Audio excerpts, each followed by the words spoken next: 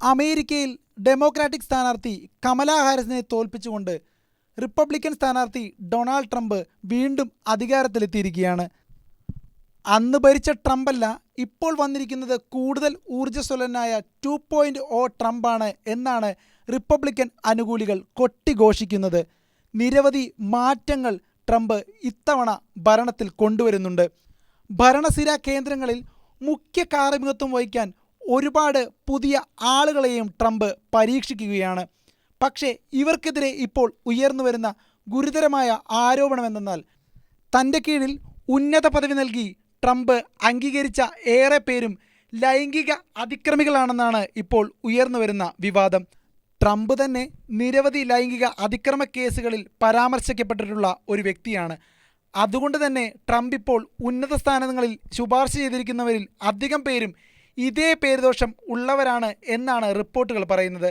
Tesla, space X മേധാവി Elon മസ്കാണ് Trump ശുപാർശ ചെയ്യപ്പെട്ടവരിൽ പ്രമുഖൻ. ജീവനക്കാരെ ലൈംഗിക ബന്ധത്തിൻ്റെ മസ്ക് നിർബന്ധിച്ചതായി പരാതികൾ ഉയർന്നിരുന്നു. വിമാനത്തിൽ നഗ്നതാ പ്രദർശനം നടത്തിയതും വിവാദമായിരുന്നു. ആരോഗ്യ സെക്രട്ടറിയായി ട്രംപ് തിരഞ്ഞെടുത്ത വാക്സിൻ വിരുദ്ധൻ റോബർട്ട് എഫ് കെനഡി ജൂനിയർ തന്നെ കടന്നുപിടിച്ചതായി മുൻ ജീവനക്കാരി എലിസ കൂണി ആരോപിച്ചിരുന്നു. പ്രതിരോധ സെക്രട്ടറിയായി ട്രംപ് തിരഞ്ഞെടുത്ത പീറ്റ് ഹെഗ്സെത്തിനെതിരെ ലൈംഗികാതിക്രമ കേസിൽ 2014 അന്വേഷണമുണ്ടായിട്ടുണ്ട്.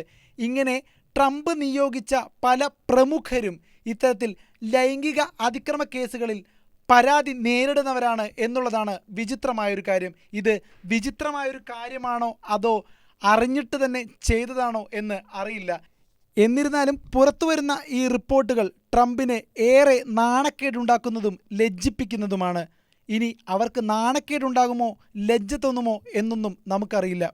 കാരണം ഇതെല്ലാം അറിയാവുന്ന ജനങ്ങൾ തന്നെയല്ലേ അവരെ വിജയിപ്പിച്ച് ഇപ്പോൾ അമേരിക്കയുടെ തലപ്പത്ത് എത്തിച്ചിരിക്കുന്നത്. അതുകൊണ്ട് ഇതെല്ലാം വിമർശനങ്ങളും വെറും റിപ്പോർട്ടുകളും മാത്രമായി ഒതുങ്ങാനാണ് സാധ്യത. എപ്പോഴും അങ്ങനെയാണല്ലോ.